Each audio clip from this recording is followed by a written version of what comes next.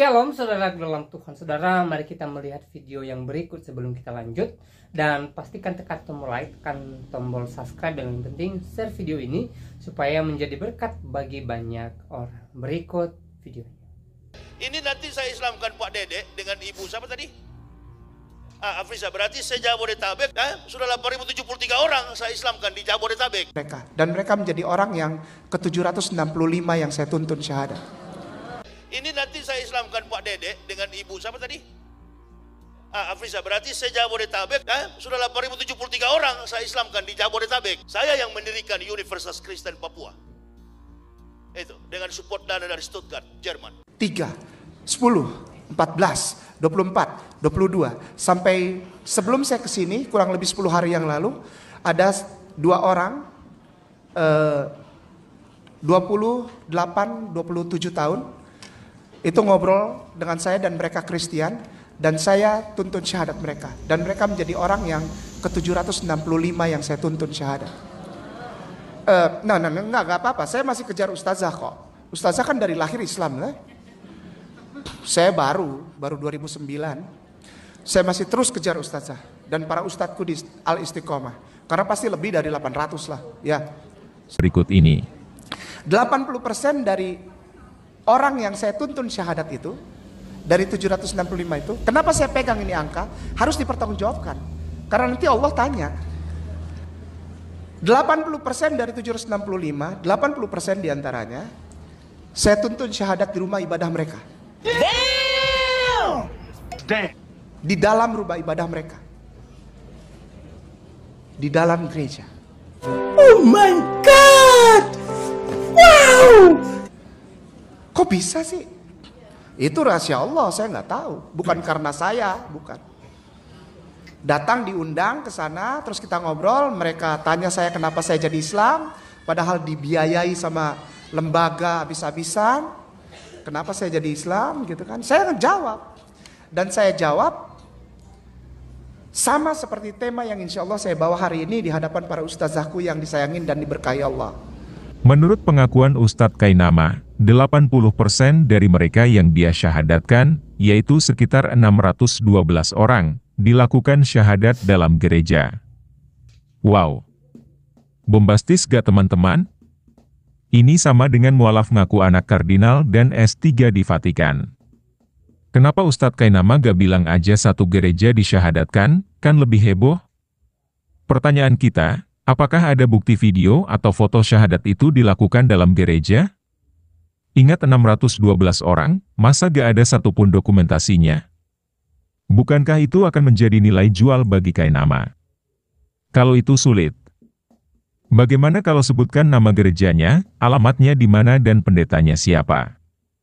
Lagian, mana ada pendeta mengundang orang dari agama lain untuk bicara di dalam gerejanya, dan tamunya itu menarik anggota jemaat tersebut di dalam gerejanya sendiri dan disyahadatkan dalam gereja pula. Baik, salam Tuhan, untuk videonya. Kita sudah simak apa yang disampaikan oleh Ustadz Yahya Waloni dan Ustadz Kainama di video tadi. Ya, Yahya Waloni mensyahadatkan 8.000 orang lebih, dan Kainama sekitar kurang lebih 800 orang. Dan ini sangat luar biasa dalam Tuhan, ya. Apalagi Kainama ceritanya dia syahadatkan jemaat gereja di dalam gereja, ya. Mungkin sekaligus dengan hamba Tuhannya, pendetanya mungkin, ya. Nah, saudara dalam Tuhan, seperti apa tanggapan saudara setelah menonton video tadi? Silahkan tulis di kolom komentar, ya. Tuliskan tanggapan yang baik, yang positif, yang membangun, dan yang memberkati kita semua, ya. Nah, saudara, kalau mereka bersaksi bahwa mereka mensyahadatkan ratusan bahkan ribuan orang, ya itu sih tidak menjadi persoalan bagi kekristenan, ya. Tapi pertanyaannya, apakah semudah itu, ya, mereka mensyahadatkan orang Kristen? Ya, saya rasa sih tidak. Apalagi, ya, orang Kristen adalah umat pilihan Tuhan, ya. Orang Kristen, ya, umat pilihan Tuhan yang dipilih oleh Tuhan, ya. Karena dalam firman Tuhan, ya, Tuhan Yesus mengatakan bahwa bukan kamu yang memilih aku, tetapi akulah yang memilih kamu. Artinya Tuhan Yesus yang memilih orang-orang percaya kepadanya. Nah, apakah semudah itu mereka menggoyahkan iman orang-orang pilihan Tuhan? Tentu tidak, saudara dalam Tuhan. Karena tidak ada seorang pun yang bisa menarik pilihan Tuhan dari tangan Tuhan. Entah itu sakit penyakit, entah itu duka cita, entah itu persoalan, ya, entah itu kelaparan, kata firman Tuhan. Tidak ada seorang pun yang bisa menarik anak-anak Tuhan dari tangan Kristus. Karena Kristus berkuasa, saudara dalam Tuhan. Dia adalah Allah, ya, yang berkuasa atas langit dan bumi. Jadi saya rasa sih tidak mudah menggoyahkan iman anak-anak Tuhan hari-hari ini, walaupun dengan statement yang cukup masuk akal, mengatakan bahwa Yesus bukan Tuhan, ya, Yesus manusia biasa, Yesus menikah dan lain sebagainya. Ya. Saya rasa itu tidak ngaruh bagi iman Kristen, karena anak-anak Tuhan paham siapa Yesus, mengenal Yesus, ya. Dari kecil kami diajari belajar firman Tuhan. Kami belajar firman Tuhan untuk mengenal Allah yang kami sembah, ya. Jadi kami mengerti bahwa Yesus Kristus adalah Tuhan dan Juru Selamat dalam kehidupan kami, ya. Kami mengerti bahwa hanya Yesus yang pernah menjamin keselamatan bagi orang yang percaya kepadanya. Ya, siapa sih nabi, rasul, imam, ya, para pemimpin-pemimpin agama terdahulu, bahkan hingga kini, yang pernah mengatakan bahwa, ya, mereka adalah jalan dan kebenaran dan hidup. Tidak ada seorang pun yang bisa datang kepada Bapa. Artinya tidak ada seorang pun yang bisa masuk surga kalau tidak melalui Yesus. Hanya Yesus yang pernah mengatakan hal itu, ya. Hanya Yesus yang pernah menjanjikan bahwa orang percaya kepadanya, ya, pasti masuk surga, dan Yesus sediakan surga bagi mereka, ya. Saudaraku dalam Tuhan, kami kenal siapa Yesus. Dia adalah Juru Selamat dalam kehidupan kami. Dia adalah Tuhan dalam kehidupan kami, ya. Kasihnya begitu besar sehingga dia meninggalkan tahta kerajaannya dan kerajaan surga.